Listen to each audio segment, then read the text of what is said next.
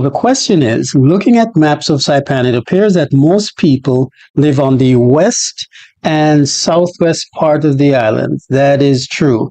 So, if this is true, what keeps people from the other parts of the island? Okay, so good question. Thanks for that. Most people are living close to where they work. So most of the hotels, most of the restaurants, everything catered to tourism is going to be on the west side of the island where Beach Road is, where the beaches are. So most people are going to tend to live in those areas if they're working, in those industries. As I mentioned in a previous video, we don't really have island-wide public transportation here.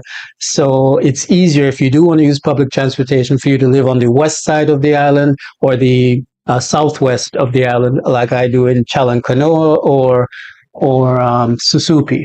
So that's what keeps people mostly on this side. And then the other thing is, even if you decide to live up north or on the east side of the island in Cadman, let's say, one of the things that I have found and other people have found as well is, even though the island is very small, the island is only 13 miles by 5 miles, you will find, or you might find, that over time, your sense of what constitutes inordinate distance may change. So when I was living in New York, I had no trouble driving from the Bronx all the way through Manhattan, all the way to the village to get my chicken nuggets, my veggie chicken nuggets at Vegetarian Paradise on West 4th Street, and then driving back and eating it. Now, at one point over the years, I lived in Asmatwees, an area north of the island.